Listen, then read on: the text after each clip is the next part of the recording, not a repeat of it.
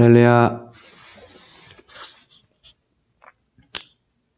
11월 30일 요한계시록 6장 1절로 17절 말씀. 내가 봄에 어린 양이 7인 중에 하나를 떼시는데 그때 내가 들으니 네 생물 중에 하나가 우레소리 같이 말하되 오라 하기로, 이에 내가 보니 흰 말이 있는데 그 탄 자가 활을 가졌고 면류관을 받고 나아가서 이기고 또 이기려고 하더라. 둘째 인을 떼실 때에 내가 들으니 둘째 생물이 말하되 오라 하니, 이에 다른 붉은 말이 나오더라. 그 탄 자가 허락을 받아 땅에서 화평을 제하여 버리며 서로 죽이게 하고 또 큰 칼을 받았더라. 셋째 인을 떼실 때에 내가 들으니 셋째 생물이 말하되 오라 하기로, 내가 보니 검은 말이 나오는데 그 탄 자가 손에 저울을 가졌더라. 내가 네 생물 사이로부터 나는 듯한 음성을 들으니 이르되 한 데나리온의 밀 한 되요 한 데나리온의 보리 석대로다. 또 감람류와 포도주는 해치지 말라 하더라. 넷째 인을 떼실 때에 내가 넷째 생물의 음성을 들으니 말하되 오라 하기로, 내가 봄에 청황색 말이 나오는데 그 탄 자의 이름은 사망이니 음부가 그 뒤를 따르더라. 그들이 땅 4분의 1의 권세를 얻어 검과 흉년과 사망과 땅의 짐승들로서 죽이더라.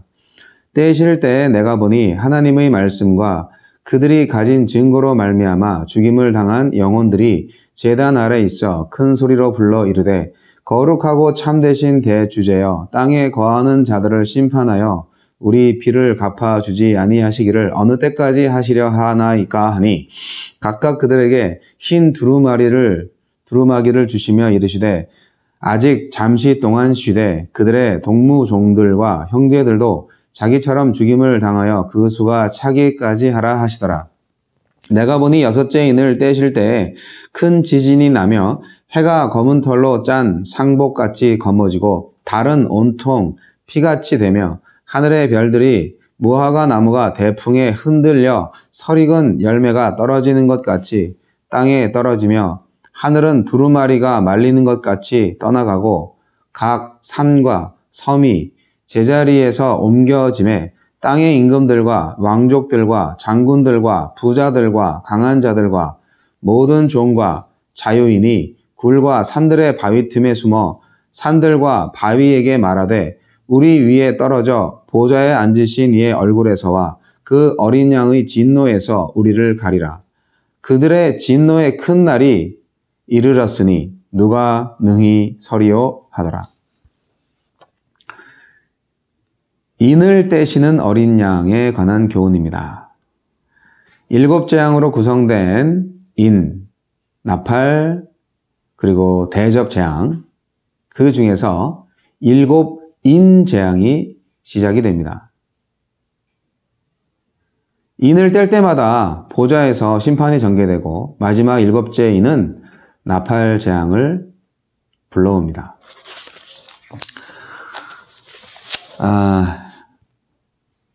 우리가 어떤 종류의 역사책을 읽을지라도 공통적으로 발견하게 되는 것은 전쟁으로 인한 끔찍한 파괴와 살육, 갖가지 음모 술수, 그런 모든 여러 가지 것들로 인하여서 이루어지는 피해, 살육, 얼룩진 일들입니다. 엄청난 일이죠. 이스라엘 역사만 보더라도 많이 언급되는 것이 전쟁에 대한 기록과 여러 가지 재난에 관한 기록입니다.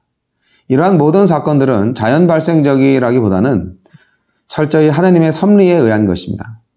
즉, 하나님께서는 죄를 범한 백성들에 대해서 징계를 내리시는데 그 징계의 결과로 끔찍한 사건들이 발생하는 것입니다. 아모리 족속이 모든 가나안에서 사람들이 죄를 너무 많이 졌기 때문에 하나님이 이스라엘 백성들을 출애굽시켜서 그들을 징계하셨습니다. 반면에 출애굽 사건은 이스라엘 백성한테는 또 하나님의 언약이 성취되는 중요한 의미죠. 오늘 말씀에서는 6가지 인봉의 내용이 나옵니다. 드디어 하나님께서 강팍해진 인간들을 심판하시는 내용이죠. 6가지 인봉의 내용들이 종류별로 있습니다. 다양하게, 다양한 사람들한테 심판을 하시는 겁니다.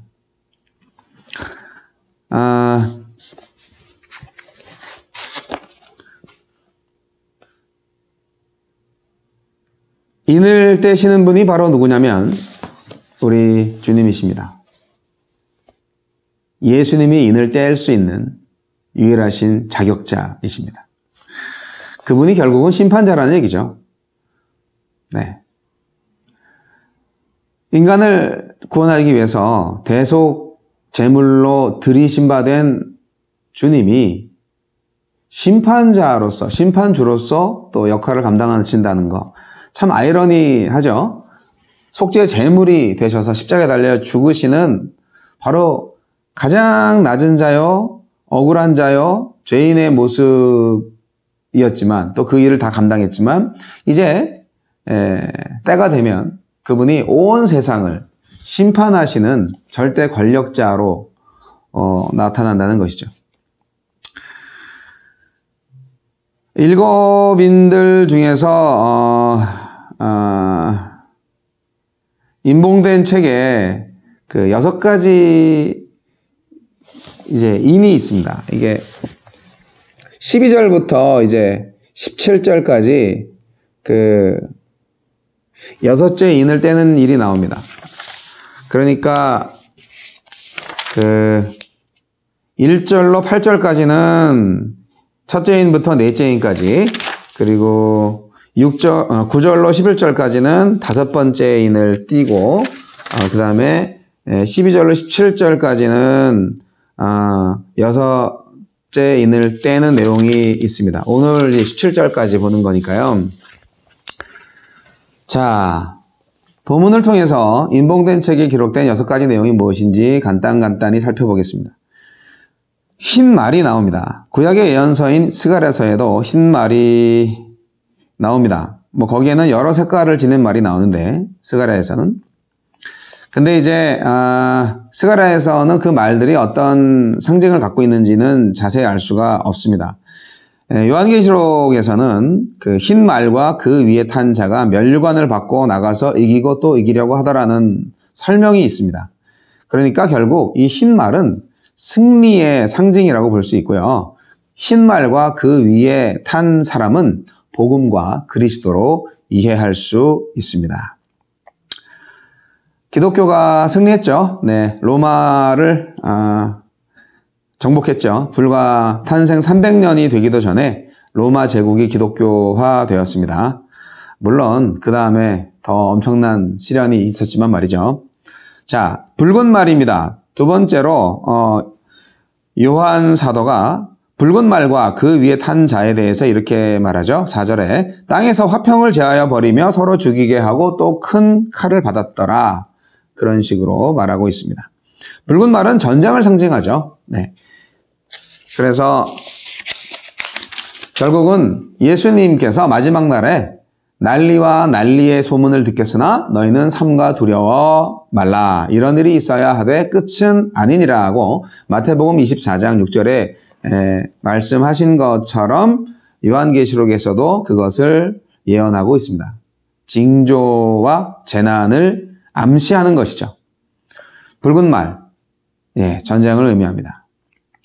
검은 말도 나오네요. 네. 검은 말은 기근과 관련된 재난입니다. 네, 굶주림이죠.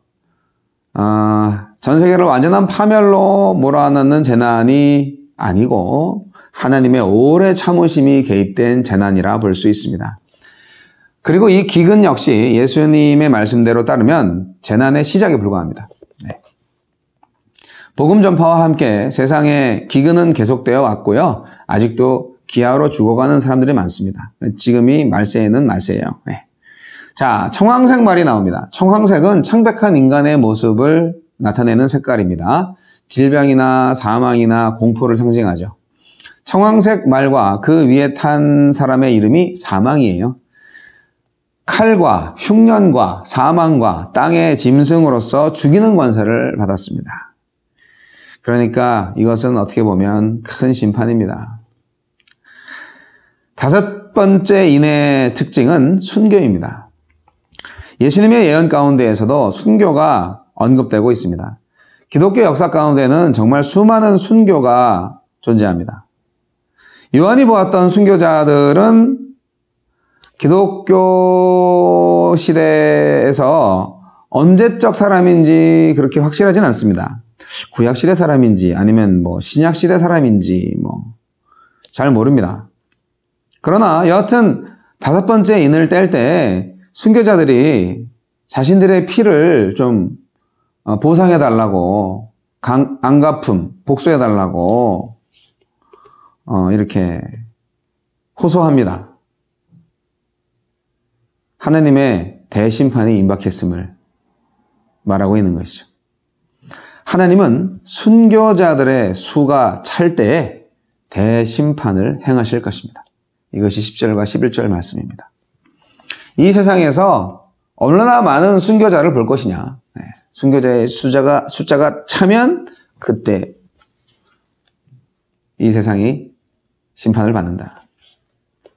여섯 번째 인을 개봉할 때 온 우주에 변화가 생길 것입니다. 이것이 12절에서 16절까지 나와 있는 내용입니다. 이 변화가 예수님의 예언에서는 재림 직전의 징조로 언급되고 있습니다. 마태복음 24장에서요. 그래서 예수님의 예언하고 이 요한계시록의 말씀이 약간 좀 모순되지 않나라는 생각이 들 수도 있는데요. 그러나 우리는 요한계시록에서 기록된 대로 여섯 번째 인을 개봉한 사건 다음에 있게 될 예수님의 재앙, 이것이 어떻게 보면은 이제 예수님의 그 예언에서는 생략됐다. 그렇게 볼 수 있다고 봅니다. 그래서 다시 합쳐서 말씀드리면 예수님의 예언은 결국 하나님의 대심판이 임박해 있음을 말하고 있는 것입니다. 사랑하는 성도 여러분, 요한계시록에 나와 있는 이 심판의 예언들이 지금 현대를 사는 우리들한테 아무런 상관이 없는 것처럼 생각될 수도 있습니다. 하지만 여러분, 우리나라 역사를 한번 돌이켜 보십시오. 일본의 압제, 식민지, 또 6.25 전쟁. 이게요. 불과 우리 엄마, 아버지 세대잖아요. 또 요즘 젊은 세대의 할아버지, 할머니 세대잖아요. 그 엄청난 재앙을 맞이했잖아요. 우리나라에서요, 평균적으로 5,000년 역사 속에서 20년, 30년마다 이런 침략 전쟁이 있었다고 역사학자들은 기록하고 있어요. 물론 한 100년쯤 이렇게 태평성대를 이뤘던 때도 있었지만 여하튼 항상 전쟁이 많아요. 언제 또 전쟁이 일어날지 몰라요. 우리는 항상 깨어 있어야 됩니다. 그때마다 하나님의 함께 하심을 기억하세요. 하나님이 우리를 구원해 주시리라는 믿음을 잃지 마시기 바랍니다. 순교자의 수가 찰 때 모든 인류는 심판을 받을 것이고 믿는 자들은 구원을 받을 것입니다. 11월의 마지막 날이죠. 네, 어제는 땡스기빙 이후에 블랙 프라이데이였고 제 둘째 딸의 결혼식이 있었던 날입니다. 오늘은 둘째 딸의 결혼식이 있었던 날 후 첫날이네요. 아직도 실감이 나진 않습니다. 네, 오늘 새벽에 어제 또 밤을 설쳐가지고 새벽에 이 말씀을 보지 못하고 아주 아침 늦게 이 말씀을 지금 보고 있는데요. 하나님께서 우리에게 인생을 허락하여 주신 것은 모든 것이 주님의 은혜요. 하나님께 감사와 찬양을 올려드리는 우리의 삶을 보기 위해서 우리의 인생을 허락하셨다고 저는 생각을 합니다. 네. 메릴랜드를 사랑하시는 하나님을 찬양합니다. 또 우리 가족을 사랑하시고 은혜 주시는 하나님을 찬양합니다. 모든 것에 감사드립니다. 오늘 좋은 하루 되시고요. 네, 내일 주일날 교회에서 또 뵙겠습니다.